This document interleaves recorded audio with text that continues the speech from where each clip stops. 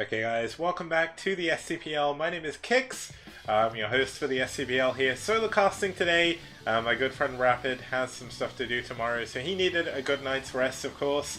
When he normally casts with me, it's 4 AM, so a little bit of a big ask from him, but he's always here showing a passion. But just me today. We're about to head into our final match of today, and it's going to be with one of the most infamous players in the foreign scene, and one of the better players from Red, so this should be an exciting match. Obviously SouL have taken the 3-0 victory here, but all is not lost, as we are going to go into this fourth game, where our fourth player here for Red is going to have a chance of bringing a little bit of pride back into their roster, a little bit of a win to get their name on the scoreboard for round 2. So let's actually quickly have a look at who they're going to be. So, fighting for Red, we do have KuH. Basically, KuH, very, very strong player. If we actually have a look at the player table, you see he is currently 5th in the entire tournament with 9 for 3 overall. His versus Zerg, obviously his strongest matchup. But his versus Terran, nothing to be scoffed at all. 2 for 0 right now for him. Now, that's actually the wrong screen. You don't need to see that one. But yeah, that's going to leave us with Scan for SouL. Now Scan, a very, very strong Terran player. Now, just to go into a couple of things. So Slum, or Slom, STPL always starts at 8 PM UK time, so 2100 CEST, Monday, Wednesday, Friday. But if you're wondering, this is the same Scan that's doing his military service. He has got a civil service position even, so he is able to live at home. He does have internet. He's allowed to play. He's just not allowed to make money, from what I understand, so they're not allowed to stream. But Scan, a very, very strong player, been a strong member of the foreign community for a long, long time. Obviously, he did start off living in America for a few years during his teenage years to go to high school. Went back to Korea afterwards. Currently,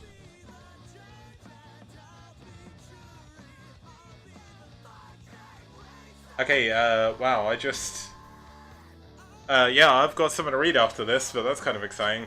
But either way, so it's going to be really, really cool to see them both playing here.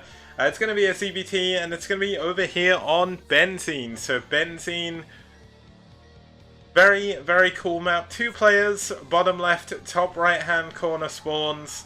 We have seen one TVZ on here so far. It's going to be a wow, I don't know what to say. I've completely lost my words after what I just read, what it said in that email. But either way, okay, you know what? Rather than use my words, it's a 2-player map, should be cool. Let's head on to the game. It's Red's KuH versus SouL Scan in the final game of today's second match, with SouL up 3-0. Can KuH bring it back to 3-1? Let's find out.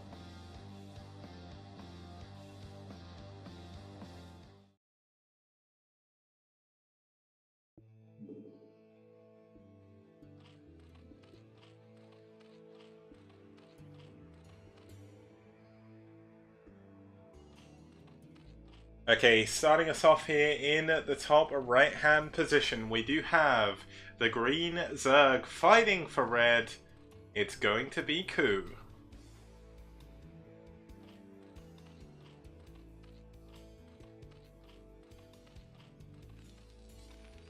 And down here in the bottom left-hand position, we do have the Peach or Cream Terran fighting for SouL. It's Scan.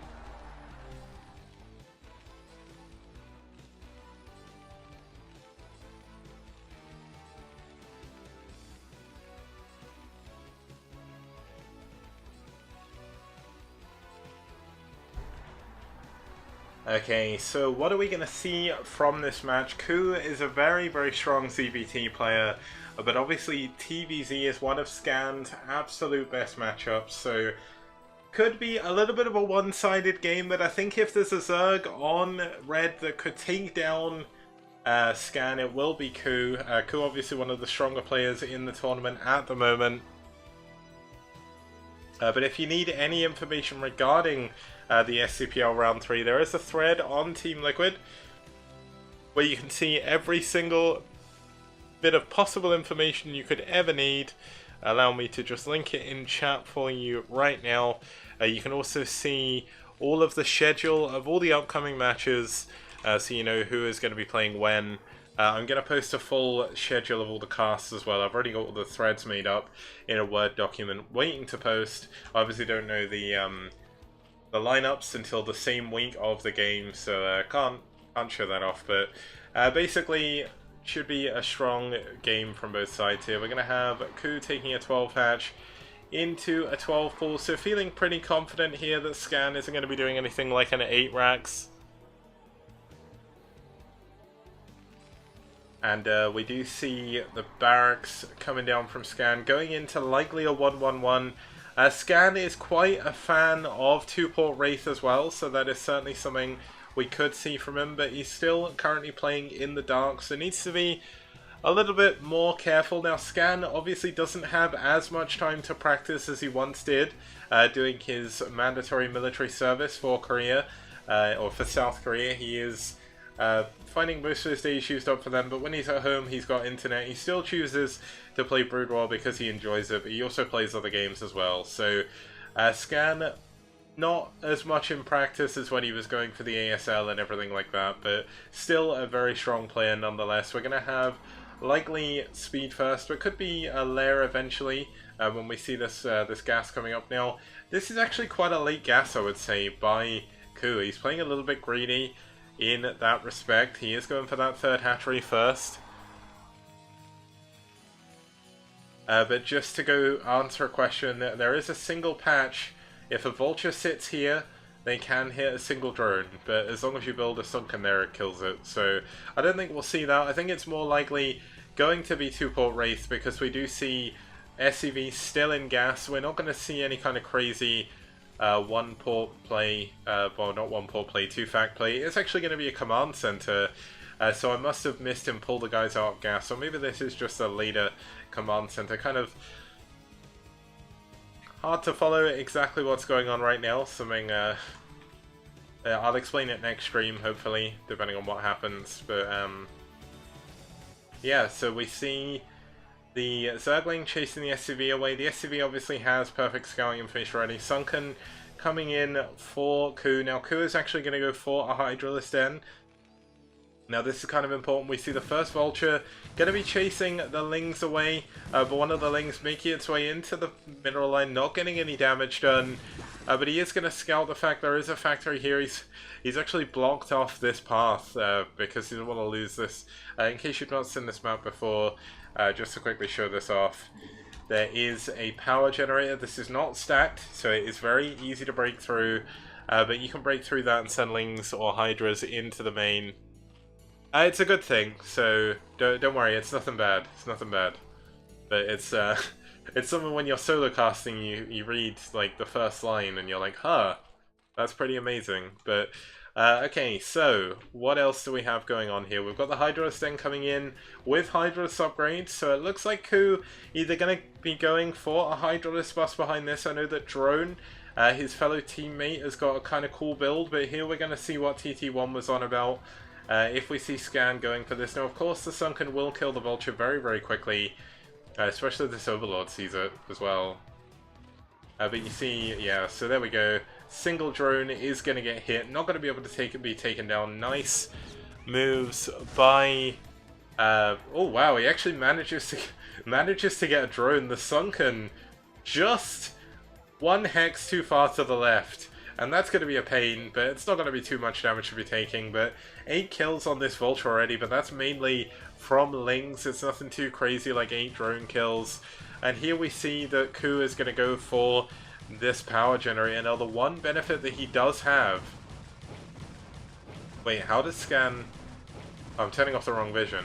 So Scan doesn't know this is happening right now. Now, the first Overlord is going to see the first Wraith. It is going to be 2-port Wraith behind this as well, so going to see Cloak coming in from Scan very, very quickly. and he's going to need it because there's a large number of Hydras coming for his base now. He has 2 bunkers, but only one of them has any units in. And I tell a lie, they are stacked. But here we go. Looks like the SCVs have been pulled. And with repair, this is going to make it very, very difficult to push on through. But this is going to give KuH a little bit of breathing room. Back at home, he's going to be able to drone up if he chooses to. He's going to have to get at least a Hydralisk over here to defend against this. Lair only just now coming in to Spire. A long, long way off. Control Tower researching Cloak right now. We're going to have Siege Mode with tanks. And here we go. Looks like KuH is going to try and bust again. But this is a lot of SCVs repairing this. And I mean, we saw in the KSL finals that SCVs repairing against Hydras, very, very powerful. But the one thing that he's not prepared against is this power generator. He doesn't have any vision over that high ground, and if the Hydralisk get into here, they're going to be able to shell down, and when I say shell, I mean shoot down. Oh, he's actually going to use this to try and take out the bunker. I'm not sure I really agree with this. He's kind of giving away his plan. And here we go. It looks like we're going to have likely well, there's no scanners yet, so he's not going to be able to see this until the Hydralisk starts shooting. But he's going to have to repair his factory, and here we go. The wraiths are coming down. If it was rapid here, I'd be saying boom goes the dynamite. But it looks like we do have one of the wraiths is going to go down. The tank's in range now. A little bit unfortunate by scan. These power generators will eventually go down, but as you can see, a lot of them are stacked. So it makes it very difficult for our Zerg player to bust through them. And we do have a lot more Hydras coming in, so he is going all in off the back of this. It's not going to be a Spire. I mean, he could still go for it. The lair is only just finished, so I don't really want to count out a Spire too much at this point, but he's kind of stuck with Hydralisk for the time being. There's a lot of tanks behind these bunkers. I mean, it's going to be a while before Scan can actually move out on the map, but he is going to have Cloak for his Wraiths unless he cancelled it. He's going for Double Vessel now, and I mean, Double Vessel going to be... he must have cancelled Cloak. There's no way he got Cloak for a single Wraith. That just wouldn't be worth it. And it looks like KuH is going to possibly go for an Overlord drop. Let's actually check if he's researching it. No, he isn't, but he's trying to intercept any possible flying units. So the good move for him is he did see that it was a single Wraith for now. So not really too much going on there. But we do have this Hydralisk coming in. Sorry, Lurker upgrade coming in. Now Lurker's of course not that great against vessels and tanks, but he's kind of forced into it now. He's cleared up all of the race now, so that gives him a little bit of extra room to maneuver. Could allow him to actually go for an expansion scanning the main and the natural. We're going to see no Spire just yet, so he is going to be feeling very confident this is going to work. You can see him adding on a lot of medics in one go. Going to carry on adding vessels when he can afford them as well.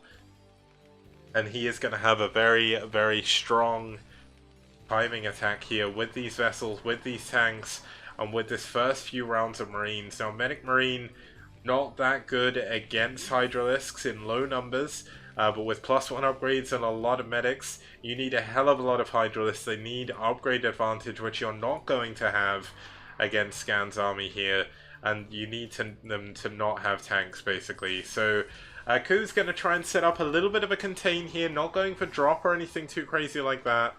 Kind of unsure what to do with his Lurkers right now. Looks like he kind of wants to go in and kill this power generator, but unfortunately for him, Scan is going to see this, so that's going to get radiated. This one's going to get radiated as well.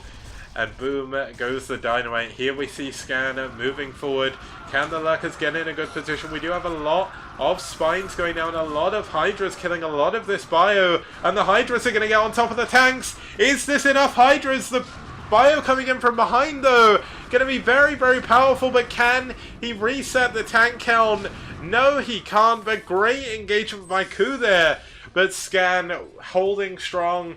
+1 upgrade should be kicking in very, very shortly, and KuH is going to have trouble.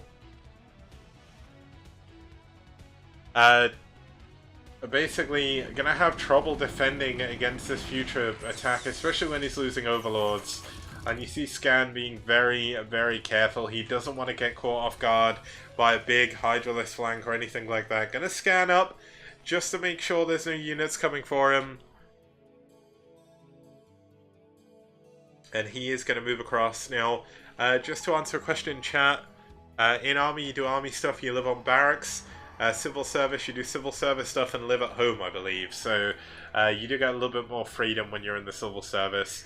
But here we go. Looks like we're going to have more irradiates going down on top of some more lurkers. I mean, he's got all his lurkers over here, but unfortunately for him, the army is going through the middle. There's not going to be enough irradiates for all the lurkers, but I don't think KuH has enough to hold on. His scans, minerals, and gas up a little bit higher than you'd be expecting from him.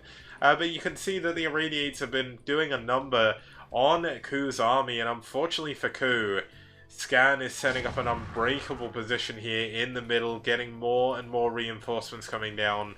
6 barracks for him right now, double vessel production, tank production, everything is going the way of Scan right now. Third base coming up before the Zerg can even get a third as well. And here we go, looks like we're going to have the... Oh, this is just not fair for KuH. He is losing absolutely everything. Lurker's coming in from behind at the wrong timing. And KuH is going to have to tap out. GG! Well played! And Scan is going to take down KuH in our 4th and final game of the series. Now, that was a fun game nonetheless. KuH nearly had Scan, but Scan's macro a little bit too strong. KuH's build a little bit unfortunate, but still a good game nonetheless. So I am just quickly going to report the result of that game in the overlay, so it's all in the database. And then quickly hit one of the buttons I need to hit, because then we're going to go back over, quickly sum up the series and go through what our next games are going to be. So let's head on over and let's have a look at how the series panned out.